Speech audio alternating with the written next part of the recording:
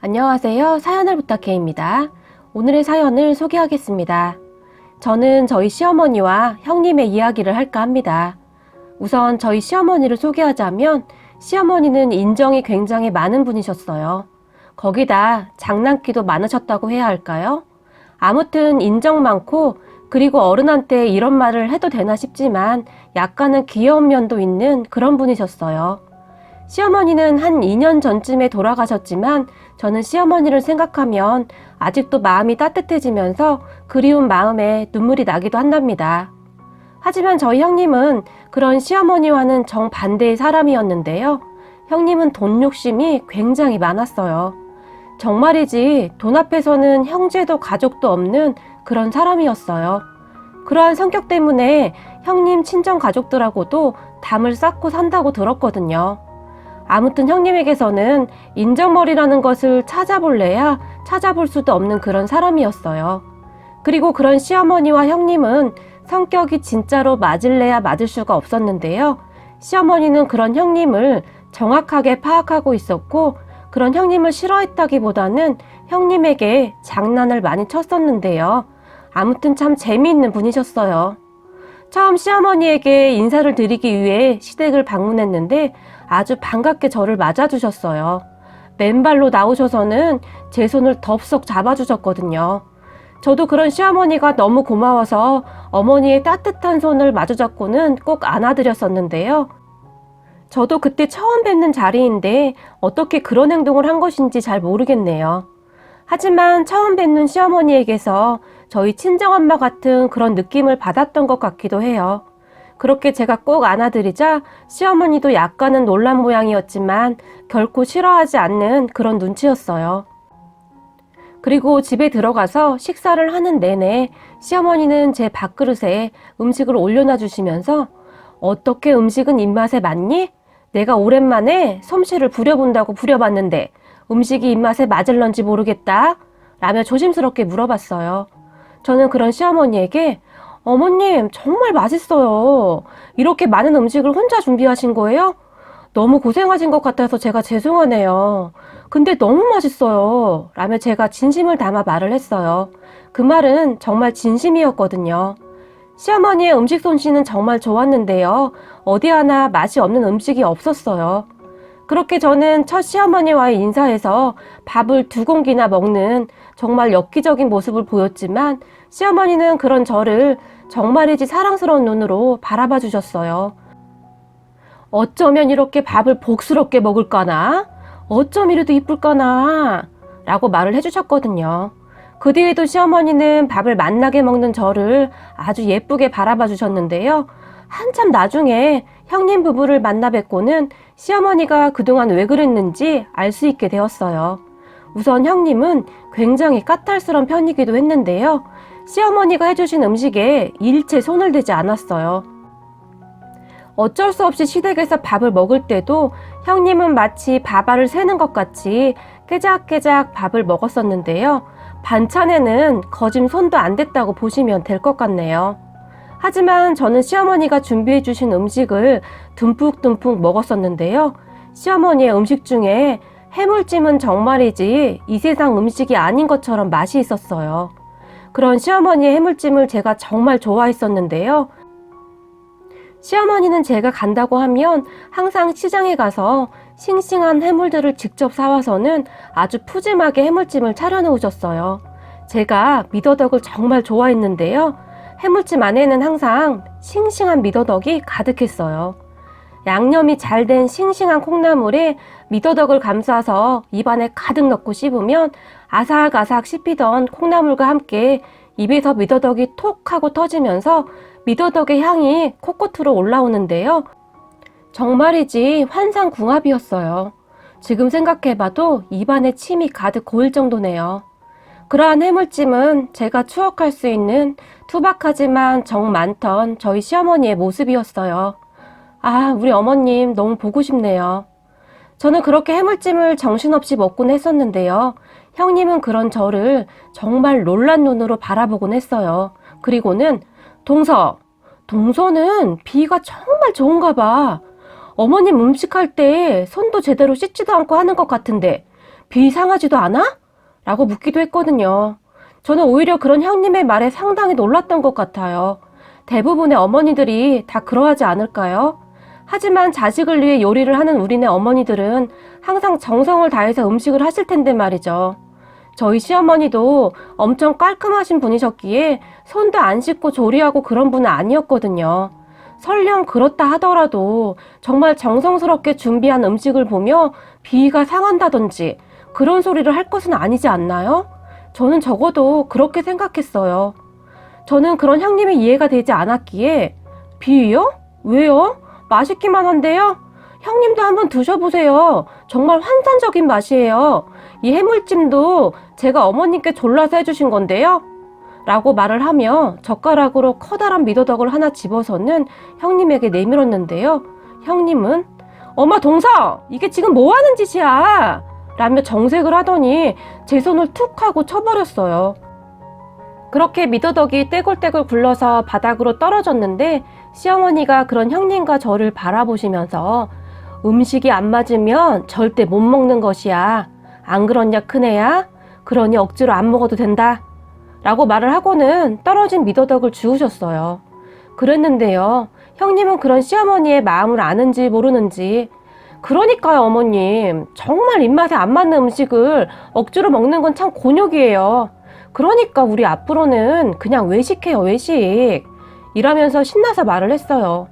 하지만 저는 힘들게 음식을 한 시어머니에게 괜시레 미안한 마음이 들었어요.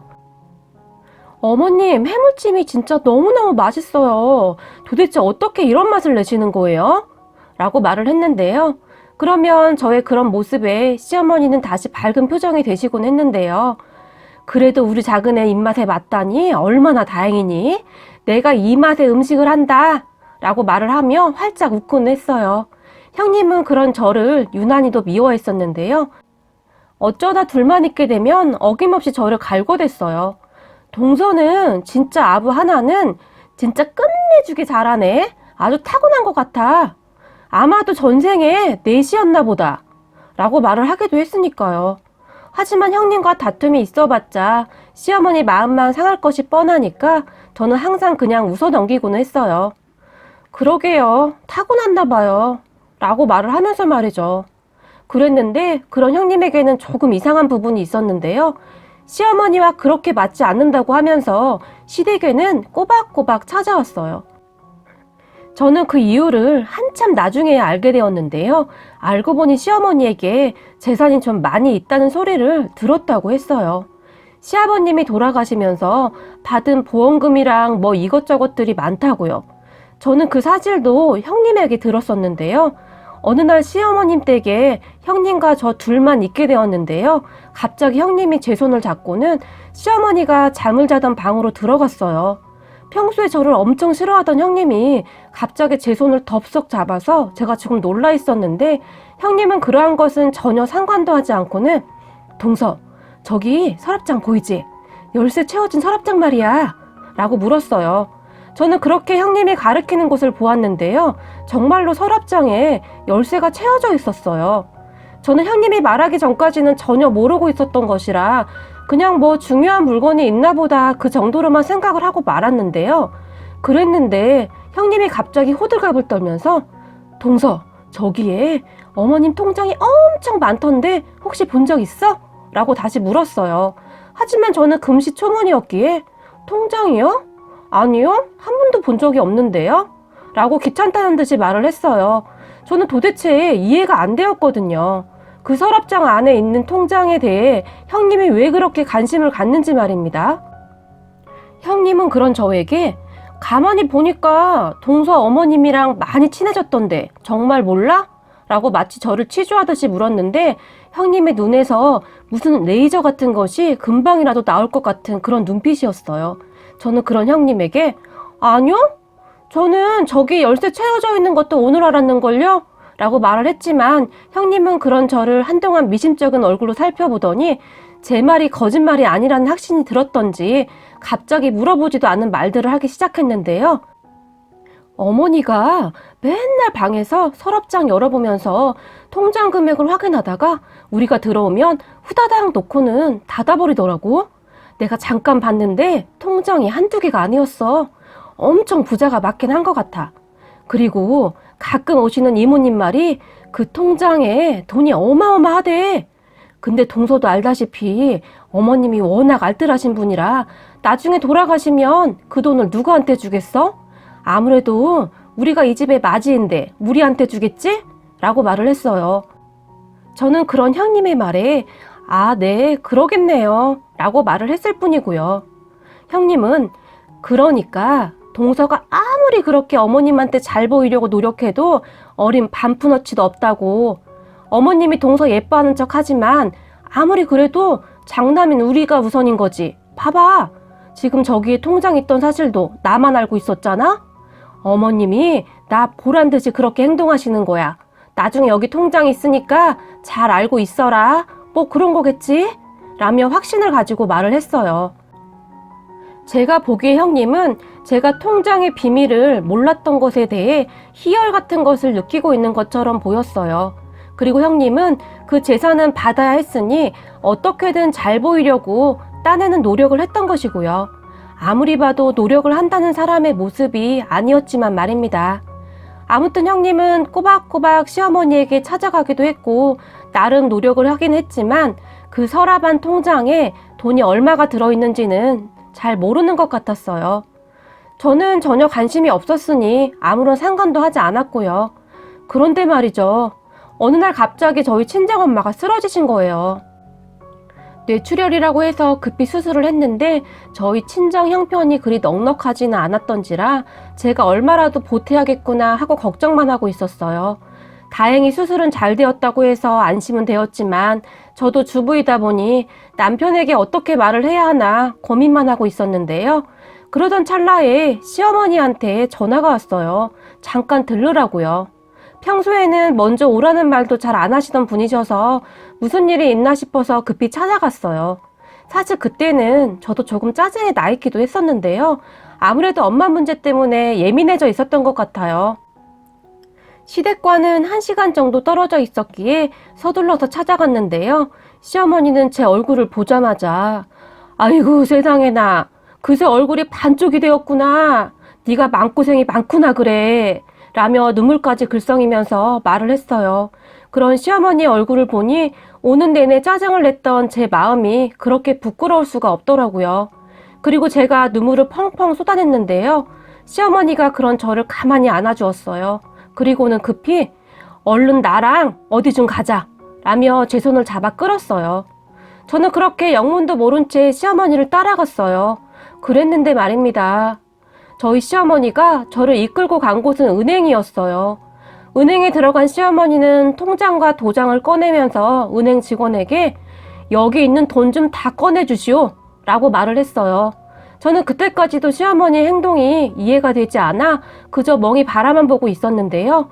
은행 직원에게 돈을 건네받은 시어머니는 이거 얼마 안 되는 돈인데 안 사둔 병원비에 보태거라. 내가 병문안을 가야 하는데 늙은이가 가봐야 뭐 도움도 안 될 것 같고 지금 수술하고 누워있는 양반 정신만 사납지 않겠냐? 그러니 이 돈으로 병원비 보태거라 라며 제 손에 이제 갓 찾은 돈을 쥐어주었어요. 그런 시어머니의 마음이 너무 고마워서 제가 다시 눈물을 펑펑 흘렸는데요. 아니 얘가 남사스럽게 왜 이렇게 울어? 그리고 너희 친정에서 제일 큰 맞이인데 이렇게 약해 빠져서야 되겠니? 부모가 나이 들면 자식이 부모를 챙겨야 하는 것이다. 그러니까 네가 마음을 굳게 먹어야 한다. 알겠냐? 라며 말을 했어요. 하지만 저는 어머님 괜찮아요. 그리고 이 돈은 너무 많아요. 이거 반만 있어도 될 것 같은데 그럼 제가 딱 반만 가지고 갈게요. 라고 말을 했는데요. 야가 이렇게 철이 없어. 지금 수술비만 있으면 되는 줄 알아? 재활치료인가 뭔가도 해야 할 것이고 음식도 신경 써야 하는데 앞으로 돈 들어갈 일이 태산이야 이거사. 그러니까 네 남편한테도 아무 말 하지 말고 그냥 필요할 때마다 여기서 꺼냈어. 알겠냐? 그리고 너 철없이 가서 사돈한테 내가 돈 줬다고 하기만 해. 그럼 사돈 맨 불편하니까 절대 말하지 말고 라고 협박 아닌 협박까지 하시면서 따뜻하게 웃어주셨어요. 세상에 이런 시어머니가 어디 있을까요? 저는 그렇게 어머님이 주신 돈을 가방에 소중히 넣고는 돌아가기 위해 차에 올라탔는데요. 시어머니가 그런 저에게 한마디를 더 했어요. 그리고 말이다. 아까도 말했듯이 내가 돈 준 건 절대 아무한테도 말하면 안 된다. 내가 너를 여기까지 불러서 돈을 준 이유도 그것이야. 특히 너희 형님 귀에 절대 들어가면 안 돼. 알겠냐? 약속해라. 라며 신신당부를 했어요. 그런 시어머니의 말에 문득 전에 형님이 했던 말이 생각이 났어요. 자물쇠가 채워져 있던 그 서랍장 말입니다. 그 서랍장 안에 있던 통장 하나가 그날 사용이 되어졌다는 생각을 잠깐 했어요. 하지만 그 뒤에 저는 그 서랍장은 다시 까마득히 잊어버리게 되었고 친정엄마의 일이 있은 뒤로 시어머니와 비밀까지 공유하게 되었으니 더욱 돈독해질 수밖에 없었는데요. 가끔 형님은 그런 저를 질투도 했어요. 아니죠. 질투가 아니라 혹시라도 어머님의 재산이 저에게 오게 될까봐 노심초사하고 있었던 것이겠죠. 어느 날 형님은 동서, 그 뒤로 어머님이 통장 얘기 안 했지? 도대체 통장에 얼마가 들어있을까? 라고 지나가는 듯이 말을 했어요. 저는 글쎄요. 형님도 알다시피 저한테는 일체 그런 말을 안 하셔서요. 라고 형님에게 말을 했는데요. 사실 조금 찔리는 부분이 없지 않아 있었어요. 하지만 형님은 그런 저를 약간은 무시한 채 별다른 의심도 하지 않고 노인네가 아주 보통 내기가 아니야. 이쯤 하면 말해줄 만도 한데 어쩜 저렇게 꽁꽁 숨겨두고 한마디를 안 하냐? 장남인 우리 남편한테도 절대 말을 안 한다잖아? 라고 투덜거렸어요. 저는 그런 형님이 그저 한심스러웠는데요. 도대체 어떤 생각으로 살면 이토록 말을 할 수가 있을까요? 그리고 그냥 가만히 듣고 있던 저에게 형님은 한마디를 더 했는데요. 그래봤자 죽으면 다 우리 줄 건데 쓸데없이 뭔 욕심이 저리도 많은지 말이야. 살 날이 얼마나 남았다고? 라고 말을 했어요. 그리고 저는 그런 형님이 정말 무섭기까지 했어요. 아니 어떻게 돌아가실 거라는 말을 그렇게 아무렇지도 않게 할 수가 있나요? 친정엄마가 사경을 헤맬 때 엄청 충격을 받았던지라 저는 그런 형님의 말이 더욱 무섭게 다가왔던 것 같아요. 저는 친정 부모님뿐만 아니라 시어머님이 돌아가실 것이라는 생각을 해보지 않았었거든요. 그런데 아마도 시어머니는 그런 형님의 마음을 꿰뚫어 보고 있었던 것 같아요. 그리고 시어머니는 참 많이 준비를 했던 것 같은데요. 지금 생각해봐도 그저 웃음만 나올 뿐입니다. 시어머니는 저를 자주 시댁으로 불렀어요. 항상 저 혼자만 불렀는데요. 어느 날은 음식을 맛있게 먹고 난 뒤에 저에게 순금 한 덩이를 주었어요. 제가 그런 시어머니를 보며 깜짝 놀라서 어머니 이게 뭐예요? 라고 물어보면 네가 그동안 음식을 맛있게 먹어줘서 내가 주는 선물이다 라면서 건네주었는데요. 어머님 그때 저희 엄마 수술비만으로도 충분했어요. 제가 애 좀 키워놓고 돈 벌기 시작하면 어머니 호강시켜 드릴게요 라고 말하며 거절을 했는데요. 이거 네가 잘 보관하고 있거라. 집에 도둑이 들어서 말이다 라고 말을 하며 저에게 주고는 했어요.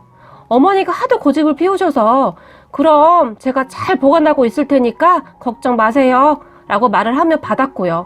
그리고 저는 어머니가 주시는 것들을 잘 보관해 두었어요. 왜냐하면 시어머니는 그 뒤로도 이것저것 많이 챙겨주셨거든요.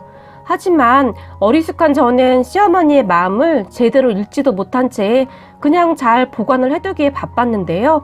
어느 날은 금반지를 주기도 했고 또 어느 날은 금목걸이를 주기도 했고 또 어느 날은 현금을 주기도 했어요. 꽤 큰 돈이어서 그냥 잘 보관만 해둔 채 절대 손도 대지 않고 그렇게 있었어요. 저는 그게 절대 제 돈이라고 생각을 하지 않았거든요. 그랬는데 어느 날 시어머니가 많이 아프셨고 병원에 있는 날이 많아졌는데요. 그런 시어머니 병간호 때문에 잠깐씩 하던 아르바이트도 그만두고 병간호를 했어요. 시어머니는 제가 없으면 밥도 잘 안 드시고 계속 저를 찾았거든요. 그러다 어느 날 병간호를 하는 도중 시어머니의 손톱과 발톱이 너무 길어져 있길래 손톱을 깎아드리고 있었는데요. 시어머니가 저에게 나지막한 목소리로 얘야, 그때 내가 준 것들은 다 잘 가지고 있지? 라고 물었어요. 저는 그런 시어머니에게 네, 당연하죠. 어머님 건데요. 걱정하지 마세요. 혹시 병원비 부족하면 거기서 쓸 테니까 병원비도 걱정하지 마시고요. 어머니가 맡겨놓은 돈 엄청 많아서 저 부자예요. 라며 제가 농담을 하면서 웃었어요. 그랬는데 시어머니는 그런 저를 보며 다시 진지하게 너 그때 내가 했던 말 똑바로 기억하고 있는 거지? 라고 물었어요. 어떤 거요? 라고 제가 별 신경도 쓰지 않고 시어머니에게 되물었는데 시어머니가 갑자기 아유 이거사 네가 나한테 돈 받은 거 절대 아무한테도 말하지 말라고 한 거 말이야 라며 말하고는 손톱을 깎고 있던 제 손을 탁 하고 내리치셨어요. 아, 또 깜빡했어요. 알겠어요. 절대 말 안 할게요. 라고 제가 말을 했지만 시어머니는 이렇게 착해 빠진 거 믿고 내가 눈이나 제대로 감을 수 있을지 모르겠다. 라며 눈시울을 붉히셨는데요. 그런 시어머니의 모습을 보니 저도 모르게 또 눈물이 나더라고요. 시어머니는 그 뒤에도 시시때때로 저에게 다짐을 시켰고 저는 그렇게 세뇌 교육을 당하고 있었던 것 같아요. 그러던 어느 날 형님이 병문안을 왔는데요. 어머님, 몸은 좀 어떠세요? 라며 가식적인 표정으로 물었어요. 그런 형님의 말에 시어머니는 괜찮다. 근데 너는 참 오랜만에 오는구나. 왜, 나 죽었나 확인하러 온 거니? 라고 말을 했어요. 그런 시어머니에게 형님은 깜짝 놀라는 표정을 지으며 어머님, 무슨 말을 그렇게 하세요? 제가 요즘 너무 바빠서 자주 오지 못한 건데요. 라고 말을 했어요. 그런 형님에게 어머님은 그렇구나. 작은 애는 밥도 잘 못 먹고 이리 고생을 하고 있는데 내가 미안해서 말이다.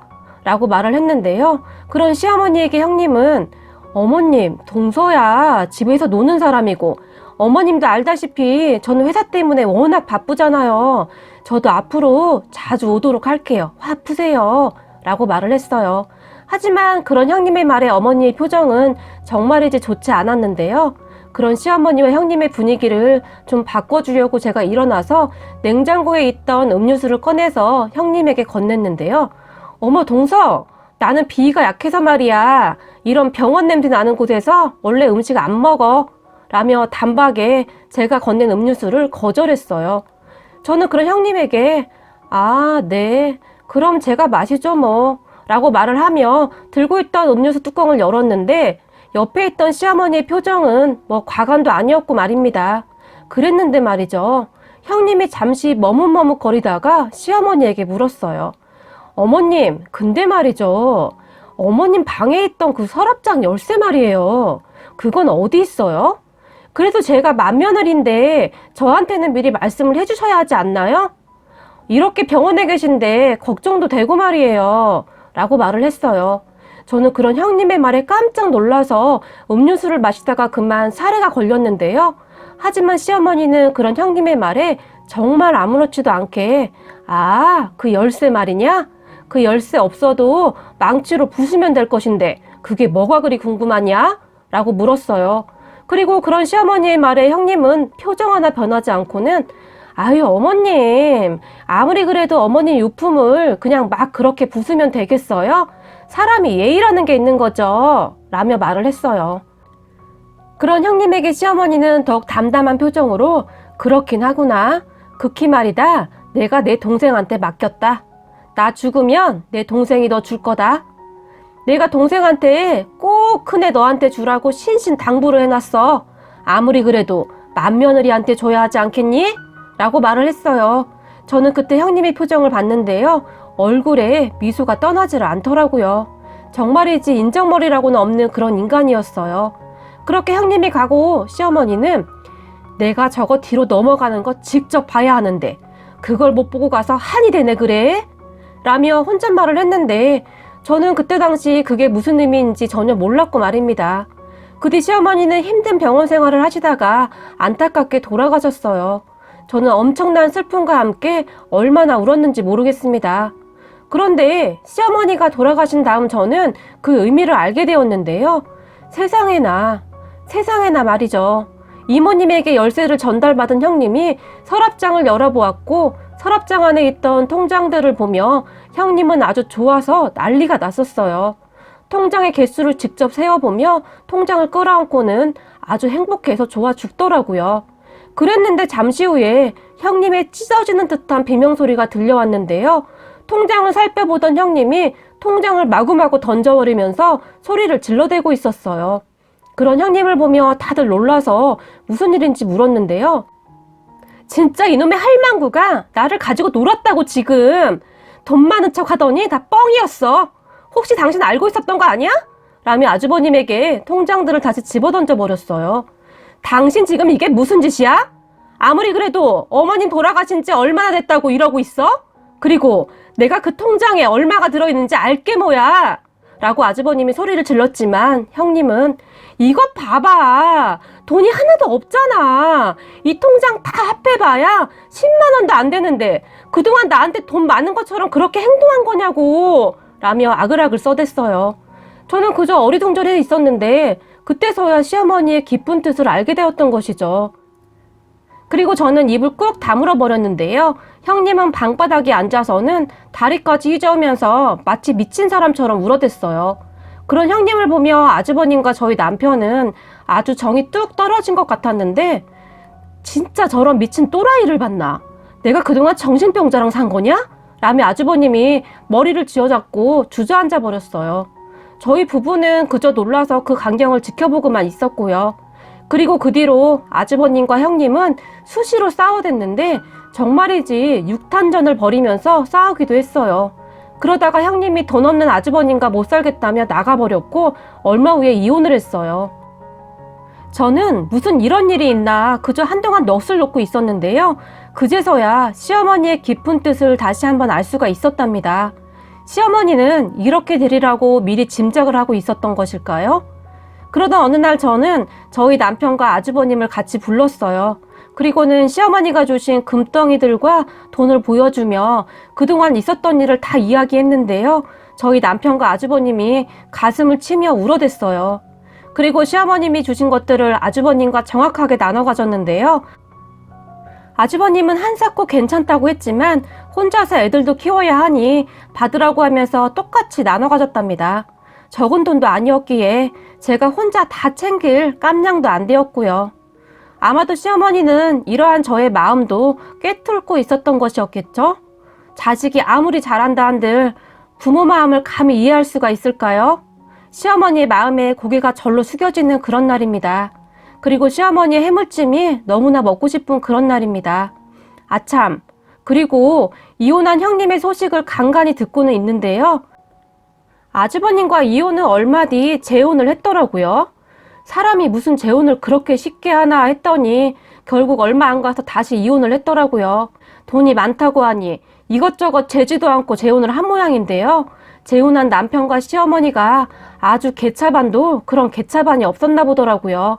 결국 몇 개월 못 살고 다시 이혼을 했다고 하더라고요. 그리고는 아주버님을 찾아왔다는데 저희 아주버님은 당연히 단박에 내쫓아버렸고요. 자기 팔자는 스스로 만드는 것이라고 참 좋은 사람들 그렇게 무시하더니 벌 받나 보네요. 오늘의 사연은 여기까지였습니다. 재미있게 보셨다면 구독, 좋아요 부탁드립니다. 고맙습니다.